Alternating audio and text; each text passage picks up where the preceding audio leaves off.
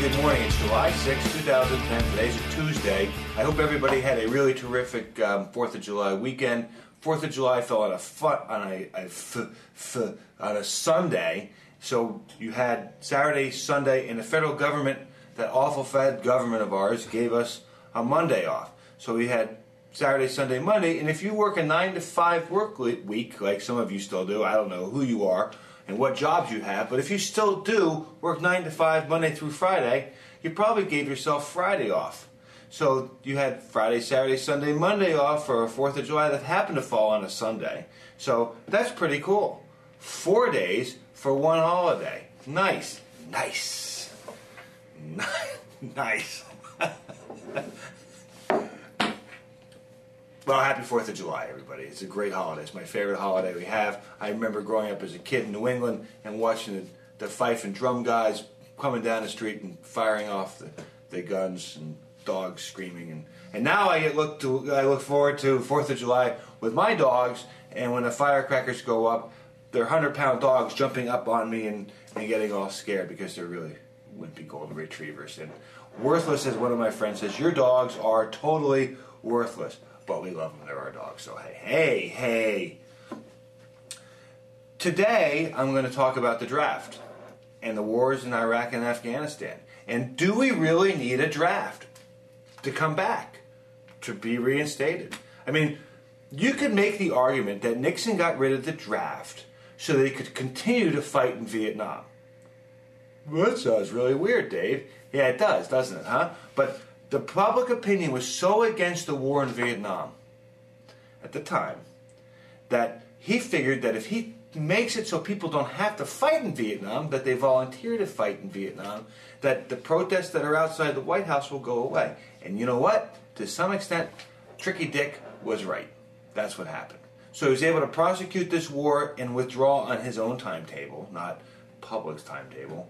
And yeah, how'd that turn out? Anyway, so that's what he did. They got rid of the draft. They got rid of the draft so that everybody wasn't involved. Well, I take a different token. So anyhow, that's that. A congressman named Charlie Rangel, who's a guy from Harlem, a smart guy. He's not real popular with, I would say, the right side of the aisle, but a smart guy. That's not true. He's not popular with the right side of the aisle public. That's us. I think he's pretty popular with the right side of the aisle politicians. Okay, he's a smart guy. I've met him. He probably doesn't remember. I was doing some work with Korea, and he was a Korean veteran. Charlie is, and I met him through that. But whatever. I digress. He brought up maybe we should bring the draft back. This was several years ago, so that disproportionate number of his constituents weren't holding the burden of the whole country in fighting these wars. His constituents were the north side of Manhattan, or better known as Harlem. But what do you know? I don't know. I don't think that's a great idea. I don't. But here's Dave in the Morning's idea, ready? And I think it's a really cool idea. If you're going to vote for war appropriations funds, money to extend the war, and you're a member of Congress,